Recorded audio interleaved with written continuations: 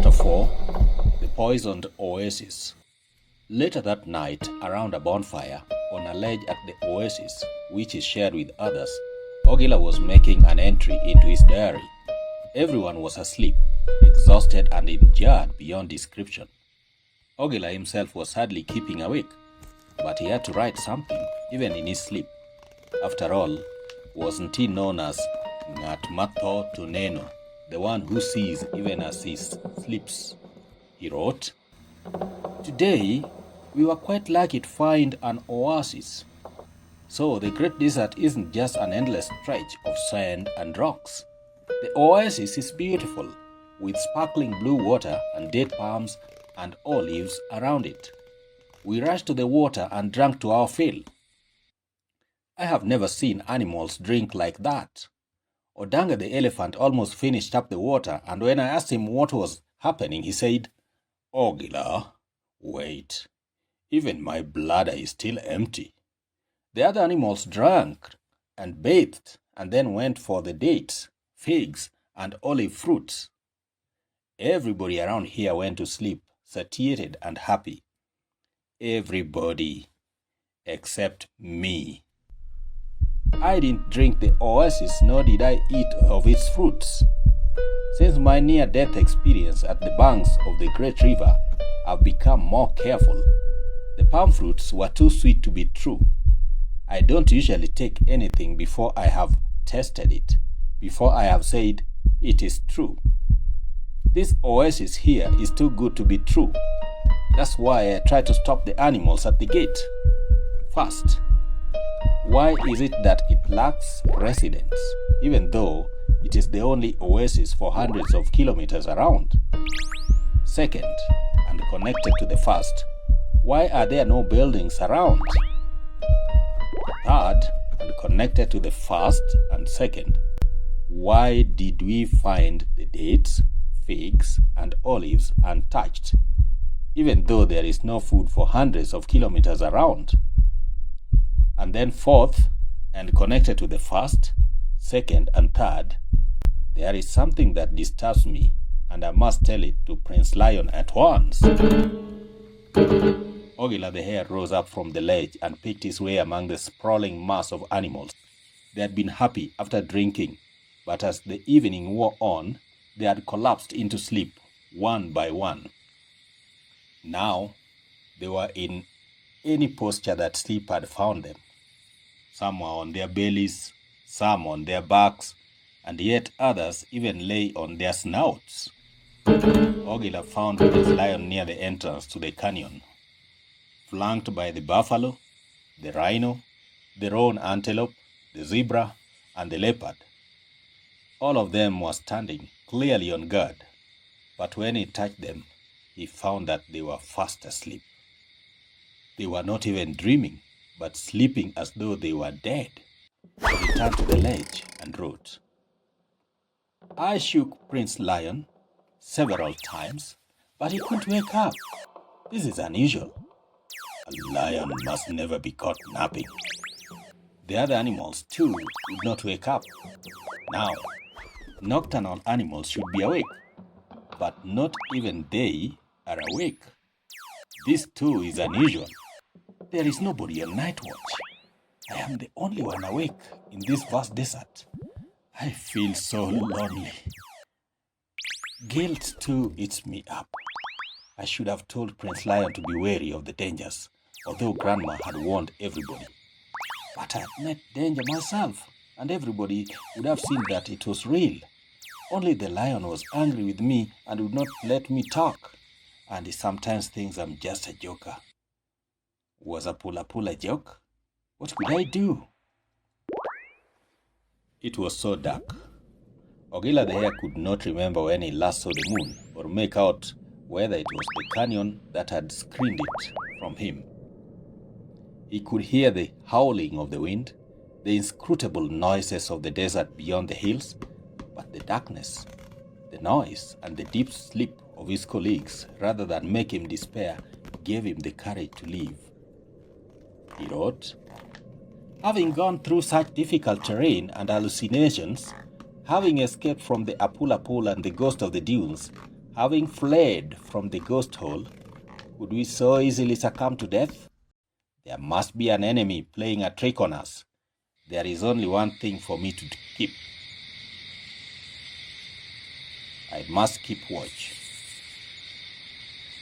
The only way Ogilah the Hare could keep watch was to keep moving. He felt burnt out, but sleep was the one thing that he didn't want to give in to. Taking a stick from his workshop, he leapt around. He was proud that he was the only security for the animals, yet he was afraid that the enemy may catch him. I must be very careful, he said. It could even be that monster himself or his friends. He let me go so easily. Just make sure the animals move on to the north, Apula had said. We were moving to the north anyway, thought Ogilah. So what was the deal? Just because he wanted some prophecy to happen and he didn't want to interfere with it by eating me? Just because he wanted to digest all those creatures he had eaten? Oh, poor Ogilah. I was a fool again to think that the monster meant well. He must have been sending us into a trap. Yes, Apula is the enemy. What a huge enemy. Ogilah felt helpless with a stick in his hands, but he was brave. He walked along the shores of the oasis, stealthily, crouching even when he heard the rustling of a leaf. There were no signs of the enemy. He sat himself down on a cliff above the oasis. Looking around, he thought that the canyon was man-made, and the shape of the oasis inside it was familiar. The gardens, too, looked well kept. Who made this canyon? Asked Ogilah. Who looks after the orchards? The enemy, he found himself replying. Suddenly, he started. Something white had jumped from a rock to the beach. The enemy. So it was not Apula, nor was it some terrible monster like the ghost of the dune. But then, an enemy who makes canyons and keeps an orchard, and then this disturbing thing casts a spell on them. This must be a powerful enemy. Could he face him alone? No, he must wake up more animals to help him. He jumped from one animal to another, dealing a blow to each with his stick. Wake up, he shouted. Wake up! His shout echoed in the canyon. Ogilah the Hare began to sob. Nobody's waking up. He realized that he had been stupid making such a fuss in the full sight of the enemy. Now he had exposed himself, and the animals and the enemy would first kill him, and then eat up the sleeping animals. And he had only done harm to the animals by hitting them. He might have been ill-treating corpses. He went to the entrance again and whispered into the ear of Prince Lion, Wake up, Prince, wake up. The lion did not even stir, but in his posture he looked so strong and brave. Out of the corner of his eye, he saw the enemy move closer. The hour has come, said Ogilah, clasping his stick.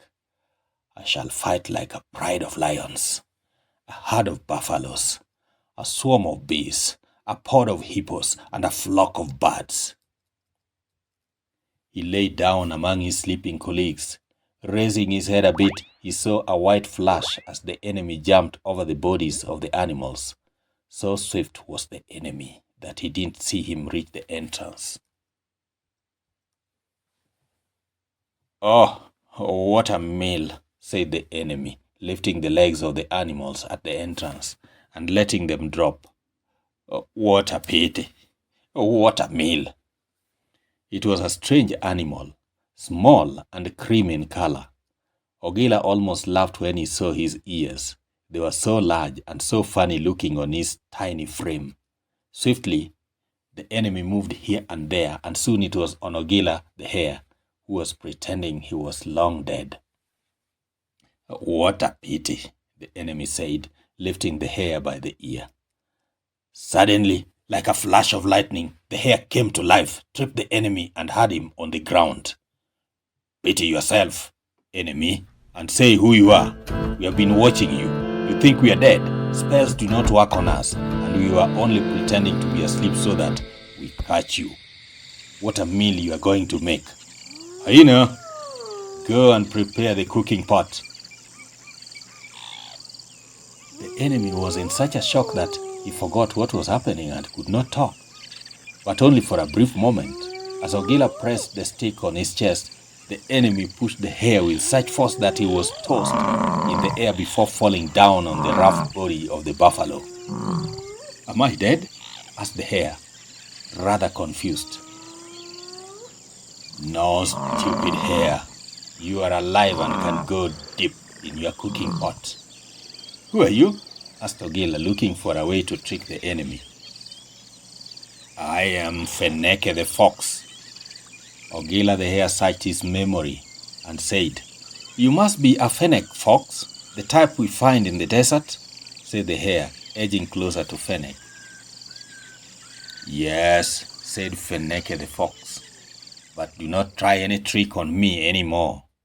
I am on home ground. Well, said the hare, stopping in his tracks because he had been discovered. We hear a lot about you in the savannah. You sometimes come there to eat our hens. I don't eat hens anymore. I am your friend. I am tamed. What do you mean tamed? Asked Ogilah. That is my word. Once I tamed a little monster. Feneke let out a cynical laugh. For a moment, Ogilah the hare thought that Feneke had eavesdropped on their conversation with Apulapul and was trying to make fun of him for the lies he had told the monster. It means I am your friend. I want to help you. I don't believe you. You have to prove that you are a friend, said Ogilah. How do I prove that, friend? You have to drink the Oasis water and eat the fruits. Now, I see that you are still trying to be clever. You must have tricked people yourself. No, friend. Try another one. I don't want to sleep and then get eaten. Ogilah thought he had met his match. This fox was simply smart and it would be difficult to trick him. Tell me then what you know about sleep and being eaten, he said.